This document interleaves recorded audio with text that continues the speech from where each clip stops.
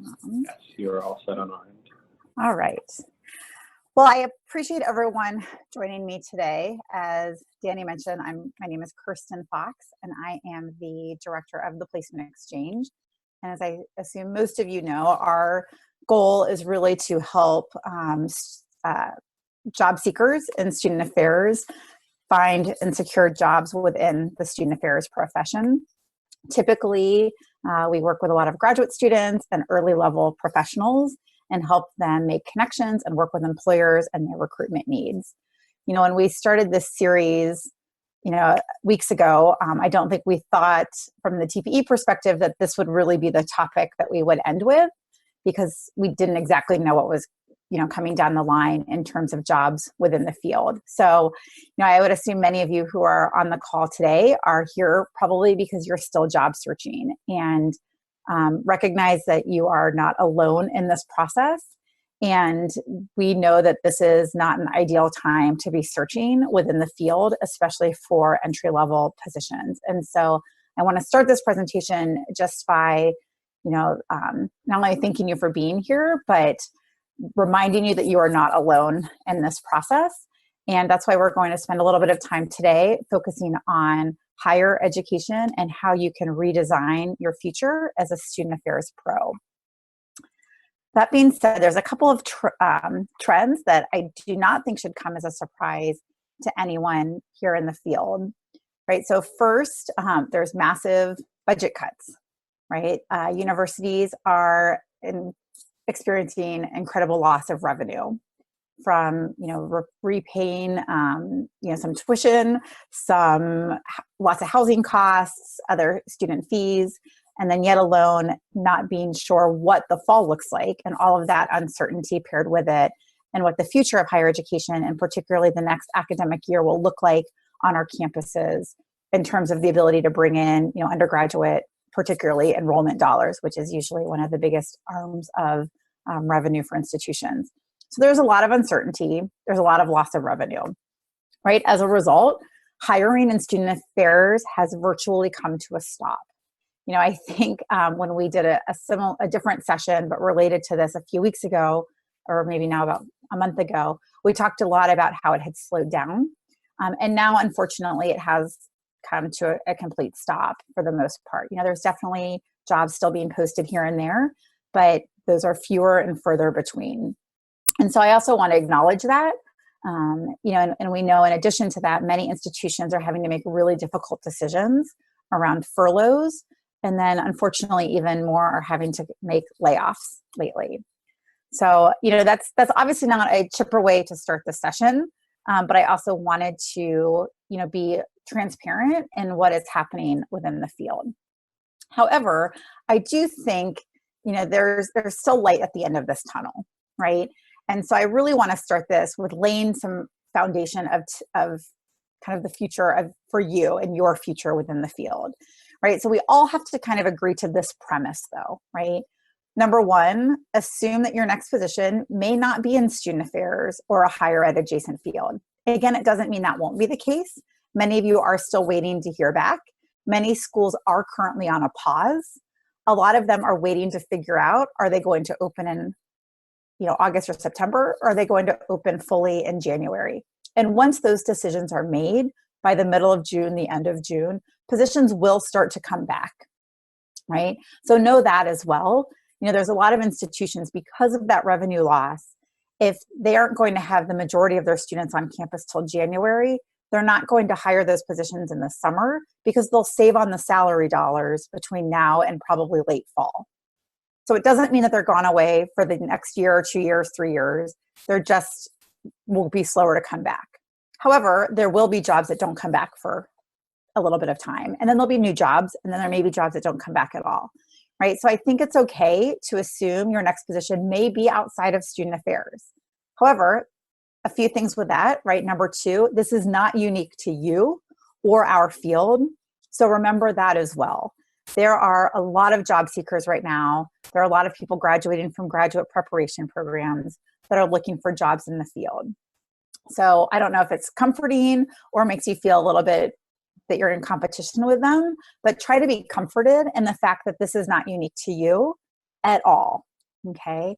Which leads to number 3, that you can absolutely 100% leave the field and successfully re-enter the field at a later time, whether that be 6 months, a year, 2 years down the road, right? That might be different for each of you. But this is not just, again, a unique situation to you. Any hiring manager is going to understand if you have a gap in your resume or a sort of something that might look like it's out of left field.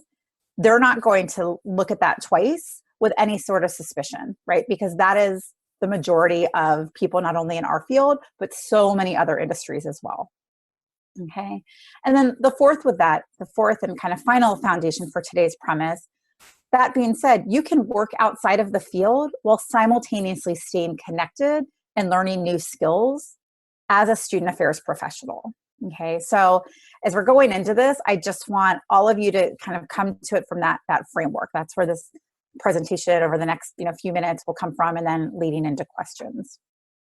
So, I've been working at home with 2 elementary school kids doing some basic math, right? So today's math equation is finding a job plus staying connected equals future student affairs pro, right? So again, the goal is still to have you enter. I want you to be our colleagues. I want you in the field. There's lots of opportunity for that down the road, right? But your goal for today is just to find a job.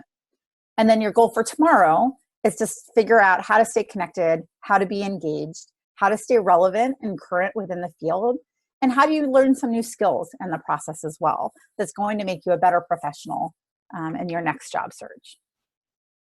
So, Throwback Thursday, right? As people in this field, we have all learned about Maslow's hierarchy of needs at some point. So just to put this back on the screen, this shouldn't come as a surprise to anyone. But right now, there's the basic physiological need of food, water, warmth, right? Shelter. That is your first need. And that is, again, to get a job, right? And then you've got the safety and security, right? So if you think of those 2 first layers of Maslow, that's what our goal is today and in the immediate future, right? Is to get you a job, to continue to make sure that you're employed, that you're safe, that you're secure, that you have food, shelter, and so forth, right? You also want to think about, as you're searching, potentially outside of the field, as to what else matters, right? Those relationships, friends, family. How do you make sure those psychological needs are met? Because I can tell you, jobs don't usually fulfill most of those psychological needs anyway, right? That's kind of your personal life outside of work. Can it contribute to it? Absolutely. And if the job isn't great, can it hinder it? Absolutely. But you can find that sense of love and belonging outside of work. You can also find it in work that's outside of the field. Again, this is not unique. There are going to be so many different people working in so many different new types of environments as a result. And then eventually, right, as you work your way up the triangle, you can start to focus a little bit more on some of those feelings of prestige and accomplishments that go with esteem. And then, who knows when we actually get to self-actualization, right, and achieving one's full potential. I'm, 20 years ahead of many of you in the field, and I'm not even sure that I'm there yet. So, let's focus again, kind of for today, on those basic physiological needs and kind of safety and security. So that being said, today's goal, to find a job, right? You're going to have to keep searching, and you're going to want to search and be as exhaustive in your search as possible. For those of you that are graduating, first and foremost, congratulations on graduating. You should feel really proud of that, right? And take the moment to celebrate, because you've worked really hard for the last couple of years. So do not let any of this kind of hamper your celebration, right?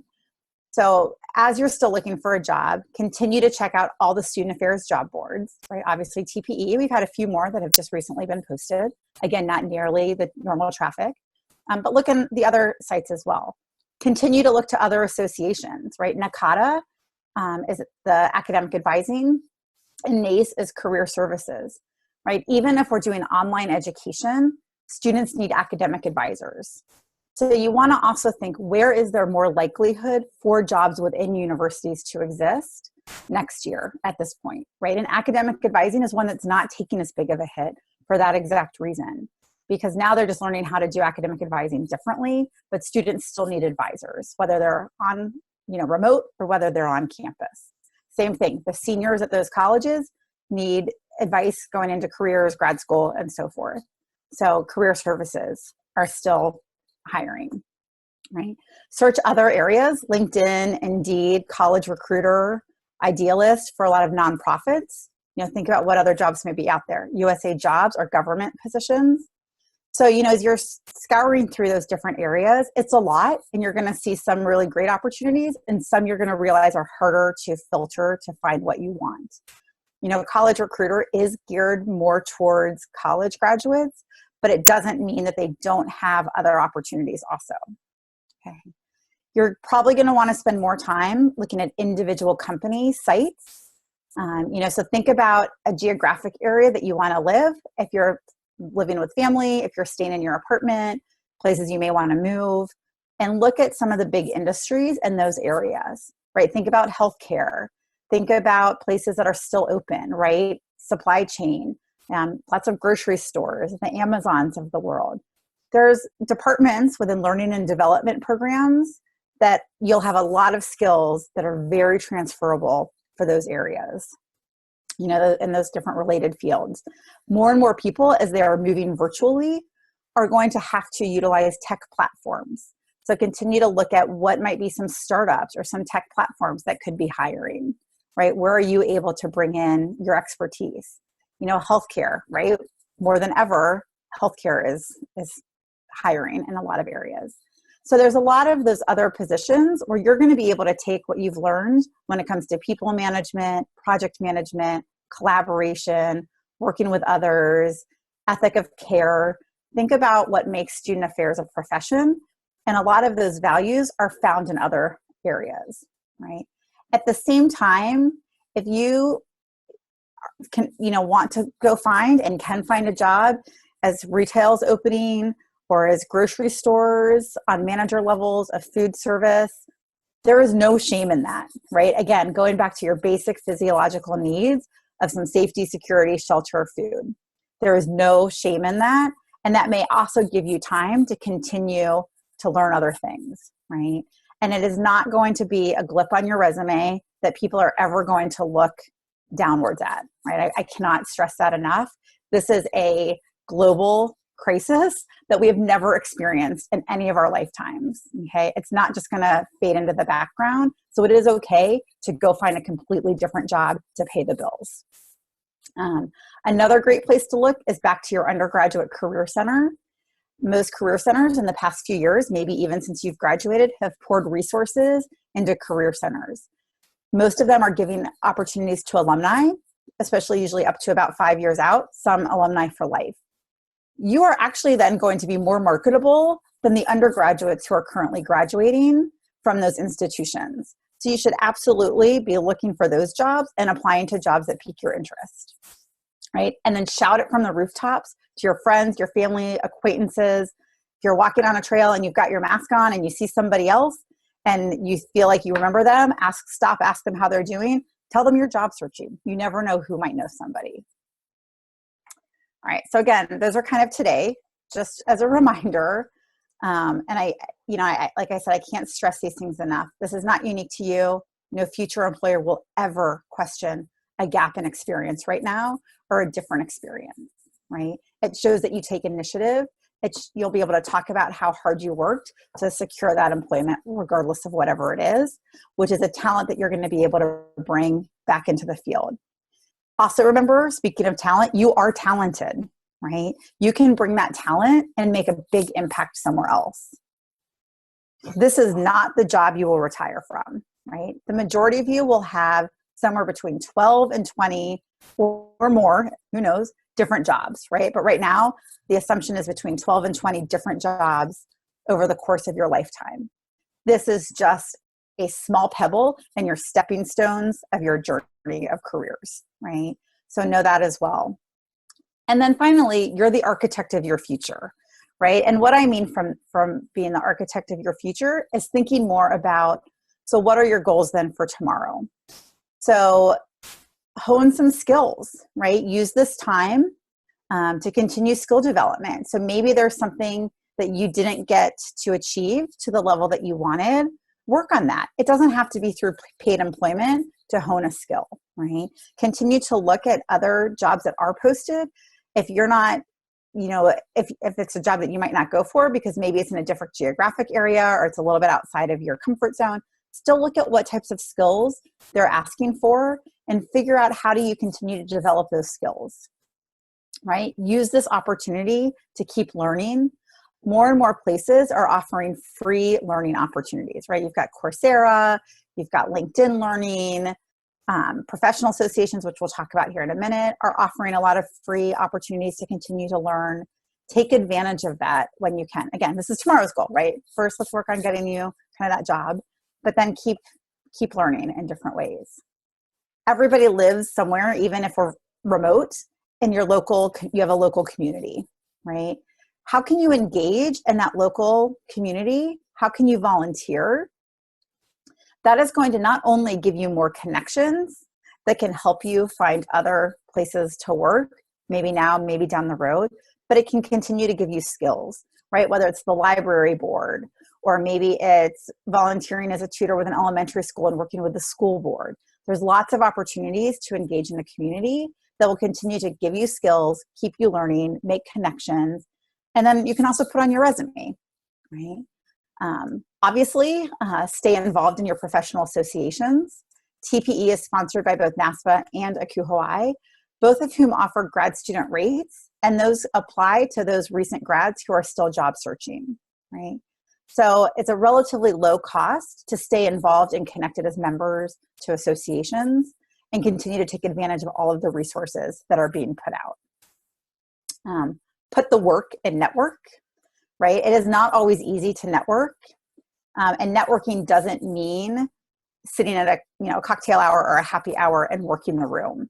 Networking means reaching out to those acquaintances or reaching out to somebody that maybe presented in one of your grad school classes, or reach out to somebody that you've met in one of these sessions and remind them who you are and what you're interested in doing.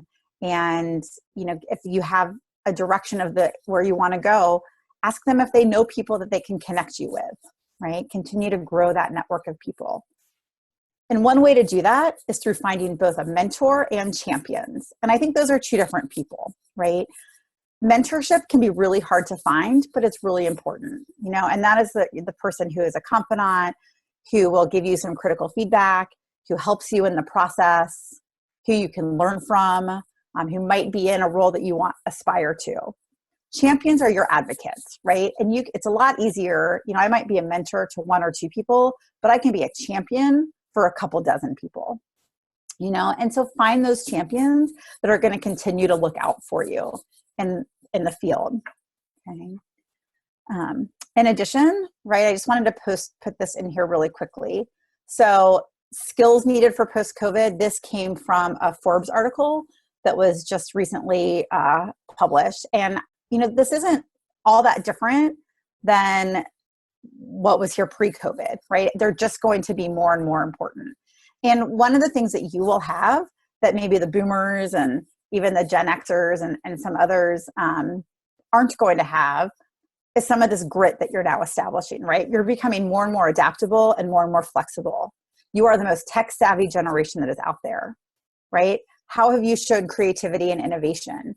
You have data literacy that is probably far exceeds any kind of data literacy, that I haven't been able to self-teach myself because I've been out of grad school for so long, for example. Right? How are you a critical thinker? What digital skills do you have? Digital marketing, coding. As we're moving more and more digital and more virtual, even when we resume back to other operations, there are now going to be things that will never again, be like they were, and we're going to only be more and more digital, right? You have more of those skills than a lot of people with a lot more experience than you, right? So you can leverage that. Leadership. How do you manage and inspire teams? This is something you can, again, do from volunteering. Be a coach to a local rec youth sports, or, volunteer, at the local community center to teach them a hobby that you're really good at, right? And you can continue to gain current and relevant leadership skills in that process outside of work, right? And then your emotional intelligence, and what your EQ says about you. And I think anybody going through this process is continuing to develop and strengthen their emotional intelligence. So that's sort of some ideas for kind of moving on. And I want to kind of finish this up so we can get to questions. But I put your future goals as TBD, right? To be determined. So we talked a little bit about today, finding a job. We talked a little bit more about what you can do tomorrow, ways to stay relevant. We can go into more depth in lots of those different areas. We've talked about some of them in past conversations, such as how to continue your online presence, how to really expand your network. So I know you can find those recordings that we've previously done that go into the weeds a little bit more. Your future goals are really to be determined. And if somebody were to say to you, where do you think you want to be in 5 years? I think it's okay to not know. I think none of us predicted what this year would bring. It's really hard for anybody to predict 5 years from now. But what you can do in the meantime is continue to think about what is your work view, right? What is your life view? And I took that from a lot of the design thinking that's out there, right? You, again, are the architect of your future. And so where do you see yourself? What brings you happiness? You may not ever be able to be in a job that is 100% great all the time, right? There's an element of work that we don't usually always love to do, and it's still usually part of the job. But hopefully that's not the case for the majority of what you're doing, right? So continue to think about what is important to you with work and what also is important to you for life, right? Is it geographic area of where you live? Is it who you surround yourself with? Is it that you really love food and you want to be in an area that has lots of great restaurants? Or you really like live music and it's important for you not to be somewhere rural where you can't hear live music? You can think about that as you're constructing and building your skills and your goals and your talents and everything else. And again, know that, right, the caricature is of somebody leaping towards their job, and you're going to have so many jobs, and they're going to be leaps and bounds above where you think you may be going in this otherwise kind of depressing time of your life potentially. But you've got a great future, right? And so you can still work on that. So with that being said, that was a lot of information kind of packed in. I want to make sure that I am seeing if there's the comments that are out there, if there's any questions. Oops. Perfect, Kirsten, and thanks for all of this. If you have any questions, you're welcome to unmute yourself and ask the questions directly, or include the questions in the chat, either to the group or to Kirsten directly.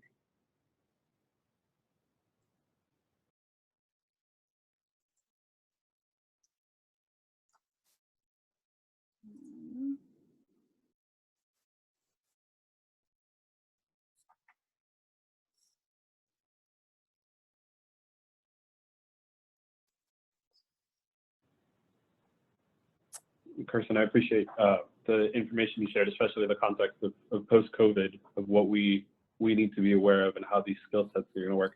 The one piece that caught my interest in how you mentioned that, I guess, in the data that we will have on average between 12 to 20 different jobs. Mm-hmm. Is that also including promotions within jobs, or is that just individual career options? Yeah, that's actually, different career options. And I'm happy to, I've read different numbers across different sources. I know Gallup most recently has had some different sources about that as well. And there's some data out there that not only says jobs, actually says different 12 to 15 different careers. So even switching, right? Like maybe I'm in the tech industry one day and the association industry another day, and healthcare the next time, right? And so there's a lot out there about not only different jobs, but actually different careers. So that's definitely not just a promotion within your kind of secular job in that sense. It could mean that you move up within a field and there's different jobs, but there are so many jobs that 10 years ago that exist today that didn't exist 10 years ago. I mean, even the fact that we're doing this, right? Remote work is becoming more and more popular, and it was becoming more and more popular prior to COVID. And one of the most recent Gallup engagement polls actually looked at highly engaged employees. And I did a presentation on this a year ago, before any of this, and how higher education could sort of adapt as more and more people were wanting to take jobs with that flexible work schedule and remote work. And higher ed is a lot harder to do. Maybe this will actually give higher ed an opportunity to think about how they can also continue to have some remote opportunities that will actually save on some money, but still continue to employ great people. I'm not exactly sure, right? I can't have that kind of magic ball, but other fields were already going that way. And that was a top reason for kind of employee satisfaction. 5 years ago, it didn't even make the employee satisfaction kind of scale of what most satisfied employees, right? It was usually number one with salary. And again, now it had been replaced by remote work schedules and flexibility. And so I think that's going to change again post-COVID. So there's going to be a lot of jobs that are created that we don't even know today what they are. All right, we've got a couple questions. Yeah, that's a great question. On any thoughts on the timeline of when institutions might unfreeze their hiring processes? I think we will have a better idea by mid-June to mid-July. Now, that doesn't mean that they'll unfreeze them right away, but I think we'll have a better idea as to when that may happen. There is so much difference right now in what's happening across universities. And I don't know that there's one best practice or one model, right? Because nobody's ever had the experience to do it, to practice it, to know what's best. Cal State has already announced that they are going to be, for the most part, online in the fall, all of their campuses. However, if you read into some of the articles, they will still have some students on campus. They may just be taking all of their classes online, right? So there might still be opportunities for housing staff to be there if there are still students living, even if their classes are online. I live in an area where we have a lot of small private liberal arts schools. They're really hoping to open their doors because for them, that financial aspect is so important. And they might be able to figure it out with a 2,200 person enrollment as opposed to a 22,000 or 52,000 person enrollment. And so there's so much difference in what universities are currently talking about for the fall that it's really hard for them to think about how they're going to staff appropriately when they don't know what's going to be on campus. So I think once they have a better idea of if their campus is going to open, how their campus is going to open, they'll then be able to start making those decisions about how to staff appropriately. And that's going to have to happen at some point this summer, right? You can't not know the third week of August what you're doing the fourth week of August. So I think at that point, there'll be a little bit more clarity. Like I said, I think there are quite a few employers that will not be able to resume those searches even if they open just because of the massive budget cuts, right? And unfortunately, that's a fact. And so it may be a year or more until they get some of those jobs posted. But that's not everywhere, right? There's others that are going to wait until November because if they assume more of their students are coming back in January, they might try to save on some salary dollars for the next 6 months to be able to better staff them up come January if there's more kind of typical business on campus. So I wish I had a better answer for you, unfortunately. All right, another question we got, one concern that they've heard from fellow graduates and about myself. Let's say we take a position in the field or not, and in the next month or so, but something pops up later on that we apply, interview for, and receive an offer. What would your suggestions be about navigating switching positions or not within the next year? Well, here's what I would say first. I might have rambled through that quickly, right? So if you apply for a job now and then want to reapply for a new job after you've accepted a position, and what that would look like. I think the typical you stay in a job for a year or two is going to look really different. And so two things. I think one, if they're in the position to hire now, that means they're probably going to be in a position to hire down the road. So if you leave, they'll hopefully be able to hire that position again. And there's going to be a lot of candidates ready to take that position. Two, you can't get offered a job that you don't apply for. So apply no matter what, right? And then again, that's where you work with some of your mentors, ask some of those questions. If you get that job and you just took a new job, then you can kind of navigate, should I take it? Is it going to hurt my chances of other positions in the future? Right? It depends on what you're doing, where you'd be moving to. But at the very least, apply. Because again, you can't turn down a job or accept a job if you never apply. I think, like I said, it's going to look really different from what I would have said 6 months ago.